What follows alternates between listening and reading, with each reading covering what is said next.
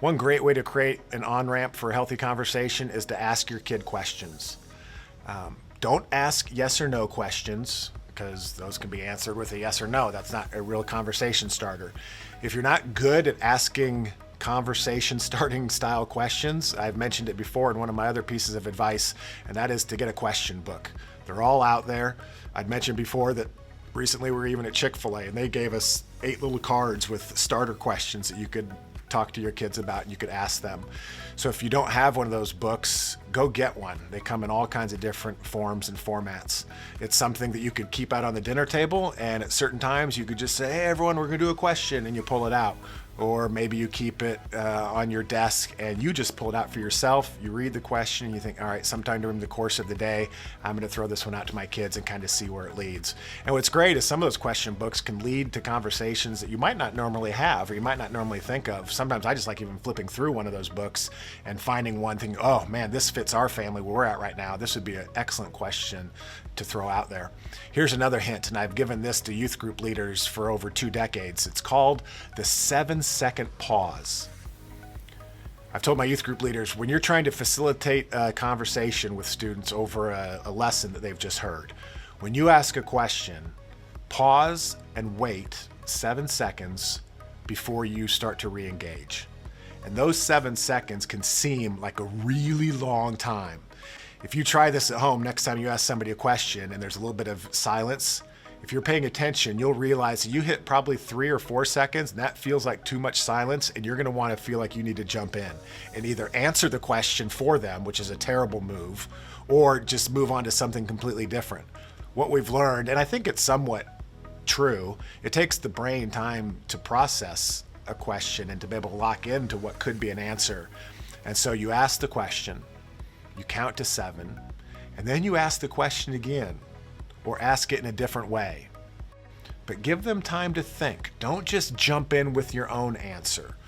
Don't change the subject. Don't leave. Don't walk away. Give them time to think. 7-second pause. Re-ask the question. Rephrase the question. And then if you have to, re-ask it again. But usually at that point in time, the person you've asked, your kids, have had time to think, and they'll probably be able to come up with something.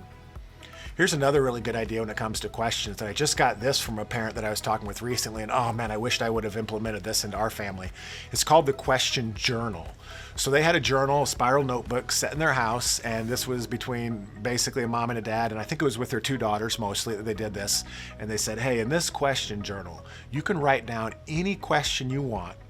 We will write down an answer, and we will never have to talk about it face to face. Now, on one hand, you could be thinking, well, that's not a very, very healthy conversation, but this was a way to dialogue back and forth in a way that the kids felt safe. And you can imagine what most of these questions were. They were kind of sex-related questions.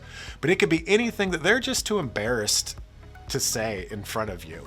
And maybe even some things that you as a parent might be too embarrassed to answer in front of them. So I don't know how they got into the habit of it, but their kids really bought in. And this mom said it was just a godsend to be able to communicate to her girls about things that they wanted to talk about and to create an on-ramp to conversations in a really safe way that her kids wanted to engage in. This mom told me they had a pretty hard rule too, that whatever was written in the journal wouldn't be talked about. Now that being said, there were a few caveats. There were a few things that they told their girls, hey, if you write in this journal something and it sounds like you might be thinking about suicide or depression, or you're getting abused by one of your teachers or something, the parents did say, there's a few things that if you write a question in here, we are going to bring it up with you because it's really important that we get right into a conversation about it. So her kids knew that yes, some things might lead to a face-to-face conversation.